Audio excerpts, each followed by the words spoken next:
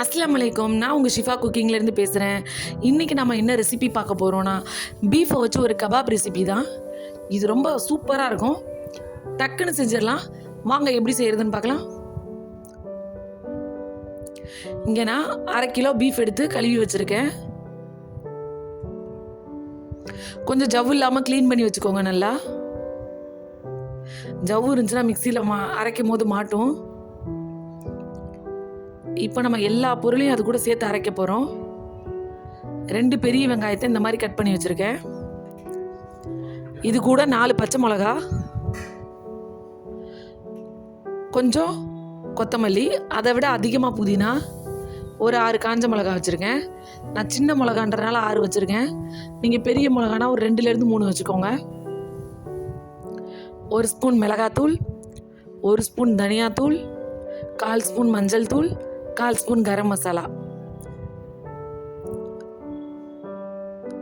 அப்புறம் இது கூட 1 ஸ்பூன் சோம்பு, 1/2 ஸ்பூன் மிளகுத்தூள், 1 ஸ்பூன் இஞ்சி பூண்டு பேஸ்ட். இப்போ எல்லா பொருளும் ரெடியாக இருக்கு. இப்போ இதை நம்ம அரைக்க ஆரம்பிக்கலாம். இப்போ மிக்ஸி ஜாரில் எல்லாத்தையும் நான் சேர்த்துக்கிறேன். முதல்ல பீஃப் எடுத்து போட்டுக்கிறேன்.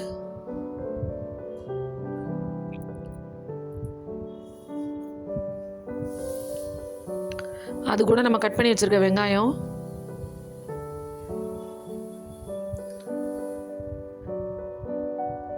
இதுக்கு நம்ம கடலை மாவோ உடைச்ச கடலை முட்டை இதெல்லாம் எதுவுமே சேர்க்க போகிறதில்ல.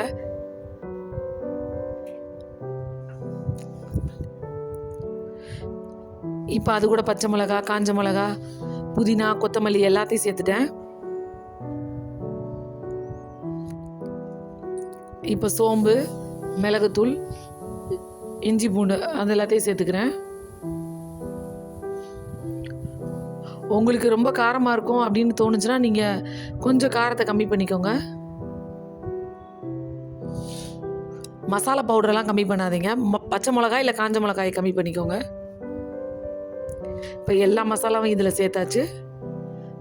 இது கூட தேவையான அளவு உப்பு இப்போவே சேர்த்தா தான் நல்லா கரெக்டாக அரைக்கும். எல்லா பக்கமும் இருக்கும் பாருங்கள். இப்போ மிக்சியில் அரைச்சிட்டு வந்துட்டேன்.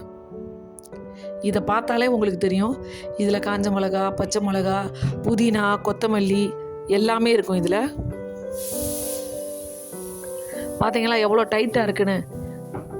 இதுக்கு எந்த மாவுமே தேவையில்லை. அப்படியே நம்ம பிடிச்சி போட கரெக்டாக இருக்கும்.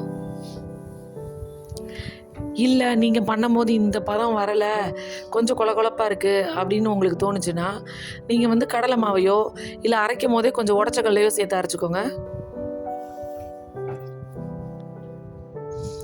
இப்போ ஒரு 1/2 மணி நேரம் நல்லா ஃப்ரிட்ஜில் வச்சிடுறேன். கொஞ்சம் நல்லா அந்த மசாலாலாம் செட் ஆகணும். இப்போ 1/2 hour கழித்து ஒரு பேனில் கொஞ்சமாக எண்ணெய் சேர்த்துக்கோங்க. சேர்த்துட்டு இந்த மாதிரி எடுத்து உருட்டி கையில் வச்சு நல்லா கொஞ்சம் ஃப்ளாட்டாகவே தட்டிக்கோங்க. நீங்கள் ரொம்ப வடை மாதிரி தட்டி போட்டிங்கன்னா அது எண்ணெயில் வெந்த உடனே இன்னும் கொஞ்சம் குண்டாகி பால் மாதிரி ஆயிரும். நீங்கள் கொஞ்சம் நல்லா ஃப்ளாட்டாக தட்டி போட்டால் தான் அது வெந்ததுக்கப்புறம் கொஞ்சம் குண்டாக வந்து நிற்கும். பாருங்கள், நான் நல்லா ஃப்ளாட்டாக தான் தட்டியிருக்கேன்.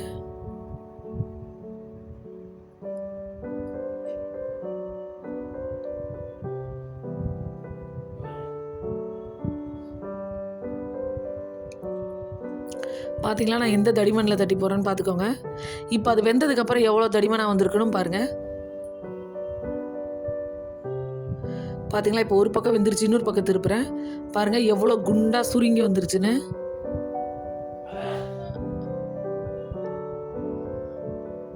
சூப்பராக அழகாக வெந்துருச்சு. உங்களுக்கு பார்க்கும் போதே தெரியும் எந்த மசாலாவுமே வெளியில் கலரலை பாருங்கள். அவ்வளோதான், 2 பக்கம் நல்லா வெந்துருச்சு. பார்த்தீங்களா அழகாக குண்டாக எப்படி நடுவில் பொங்கிக்கிட்டு இருக்குன்னு. இப்போ எல்லாத்தையும் வெளியில் எடுத்துடலாம். நீங்களும் உங்கள் வீட்டில் இதே மாதிரி ட்ரை பண்ணி பாருங்கள். ட்ரை பண்ணி பார்த்துட்டு எப்படி இருந்துச்சுன்னு எனக்கு கமெண்டில் சொல்லுங்கள். என்னோட இந்த ரெசிபி பிடிச்சிருக்கா, என்னோட சேனலில் இருக்க மற்ற ரெசிபியும் போய் பாருங்கள். உங்களுக்கு பிடிச்சிருந்துச்சுன்னா, உங்களுக்கு நான் போடுற ரெசிபிஸ் இனிமேல் பார்க்கணுன்னு ஆசை இருந்தால் என்னோட சேனலை லைக் பண்ணுங்கள், ஷேர் பண்ணுங்கள், சப்ஸ்கிரைப் பண்ணுங்கள். சூப்பர், சப்ஸ்கிரைப் பண்ணுங்க. தேங்க்யூ.